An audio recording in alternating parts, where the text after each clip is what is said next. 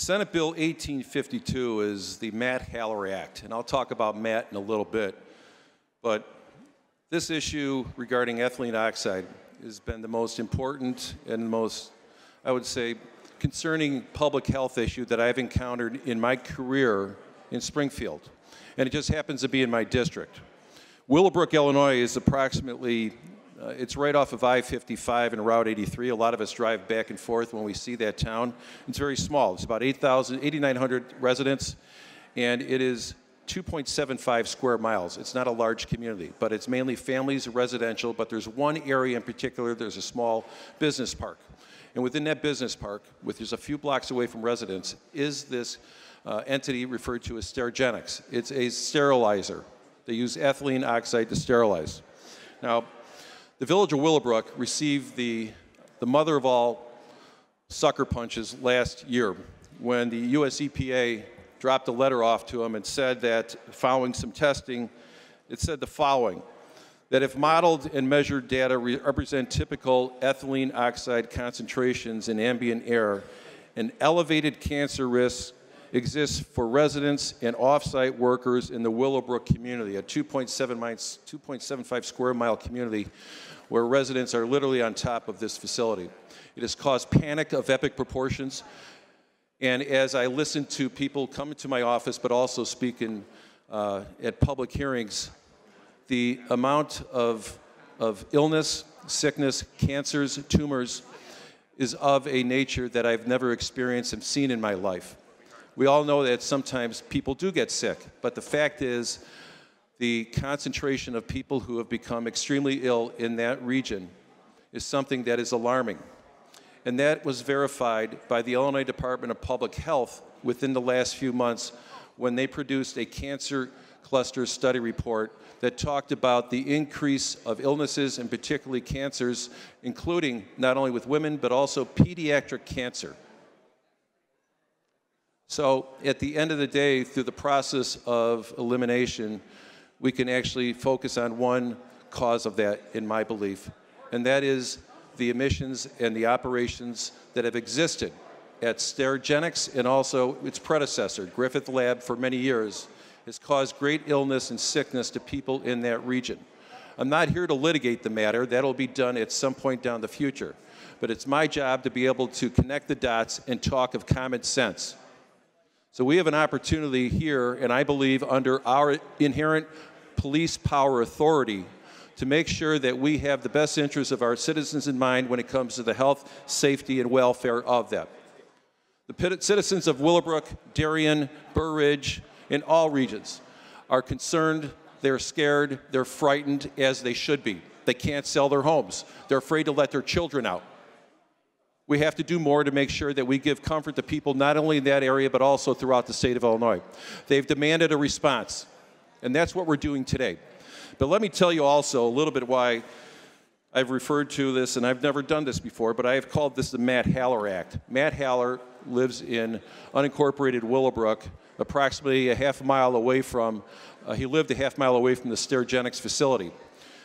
Matt was a very vibrant 42-year-old guy from the neighborhood, beautiful wife, young son, and within 14 months, he contracted a very rare form of stomach cancer, stage 4 cancer. He came to visit me in January. He was extremely ill, but he felt it was important for him to tell his story to me and my staff.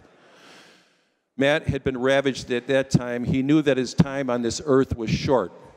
But it was important for us to know his story. But he also wanted to make sure that his death would not be in vain and that his life would have had purpose. And this morning in committee, I was fortunate enough to have his brother, Wally Haller, and his two best friends, Tim and Lindsay Giannopoulos, testify in committee. And they're here today. Gentlemen, thank you for coming here today. And they spoke about Matt and how important Matt's life was. Not so much about everything that he did, but what he stood for. He told me when we were in our office that he wants to make sure, yes, that there is going to be meaning in his life, but he does not want this to happen to another family of what has happened to him. So today I present Senate Bill 1852, which has been the product of a lot of hard work. And we've been able to do this based on good evidence, solid evidence, facts in which we've been able to get from our federal and state regulators, but also through the Illinois Department of Public Health to produce the strongest bill in the United States regulating this very dangerous and lethal product called ethylene oxide. So I also want to thank the men and women of this chamber who have helped out, in particular, Representative Deanne Mazzochi, who worked with me side by side over the past 6 months on developing this bill and putting it in a place which is fair and responsible. But I want to make it very clear that as a resident and a father of that region, I do not want Sterigenics to open their doors again. They are currently under a seal order from the US EPA. The matter is being litigated, but this is what we do. We want to make sure that bad actors in our communities who are polluting our communities should not have the opportunity to open their doors again, because they have not been able to establish that good faith that we need from our businesses that operate with a very dangerous product. So with that being said, I will just briefly go through the bill. This bill is going to require that sterilizers, it affects only sterilizers in Illinois, that they capture 100% of the emissions, and a reduction of 99.9% or 0.2 parts per million before release of EO into the atmosphere. There is going to be regular testing through the IEPA and also through independent labs in which the independent third parties who can do the approval, which will have to be approved by the IEPA. IEPA has the ability to shut down a facility if it doesn't meet standards. Also, we have information, a provision in this, which I think Representative Mazzochi would like to talk about, which is alternative technology transparency, which is extremely important when there is a entities such as Sterigenics may have technology that would be a great alternative, but if they purchased it somewhere, we want to know whether or not they are sitting on it and not allowing it to be used in the public arena. We also have something very important that means in the future, when there's a clean air permit that's applied for a sterilizer in a county over 50,000 individuals, that facility cannot be placed within 10 miles of schools or park, but if a county is under 50,000, they cannot be placed within 15 miles of schools or park. The other important part of this is what we refer to as a bad actor prohibition, which states that it will prohibit the use of EO by a facility, a sterilizer that has been subject to a seal order, such as Sterigenics. There may be other times down the road with other